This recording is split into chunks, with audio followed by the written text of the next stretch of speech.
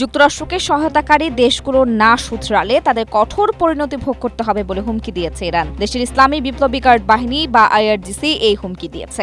এক বিবৃতিতে তারা বলেছে, যেসব দেশ ইরানে আক্রমণকারী শক্তিকে সাহায্য করবে তাদের কঠোর পরিণতি ভোগ করতে হবে। একই সাথে কৌশলগতভাবে গুরুত্বপূর্ণ হরমুজ প্রণালীর উপর সম্পূর্ণ নিয়ন্ত্রণের কথা পুনর্ব্যক্ত করে আইআরজিসি জানিয়েছে, হরমুজ প্রণালী ইরানের ভূখণ্ড এবং আইআরজিসির নাবিকদের এতে পূর্ণ নিয়ন্ত্রণ রয়েছে। হাজার হাজার কিলোমিটার দূর থেকে আসা কোনো বহিরাগতকে এখানে হস্তক্ষেপ করতে দেওয়া হবে না। বিবৃতিতে আরও বলা হয়েছে, যতক্ষণ পর্যন্ত আঞ্চলিক নৌ চলাচলে যুক্তরাষ্ট্রের হস্তক্ষেপ, অতিরঞ্জন এবং হুমকি অব্যাহত থাকবে, ততক্ষণ পর্যন্ত এই কৌশলগত জলপথ উন্মুক্ত করা হবে না। এদিকে মার্কিন প্রেসিডেন্ট ডোনাল্ড ট্রাম্প ইরানকে কঠোর পরিণতির হুমকি দিয়েছেন। স্ট্রবেরি সুপার ডটেড ও ক্লাসিক ভ্যারিয়েন্ট সেন্সেশন জাগুক শিহরণ। জর্ডানে মার্কিন সামরিক ঘাঁটিতে তেহরানের হামলার পর ফক্স নিউজকে দেওয়া সাক্ষাৎকারে তিনি বলেন, যুক্তরাষ্ট্র ইরানের ওপর প্রচণ্ড আঘাত হানবে, তারা চরম মার খাবে।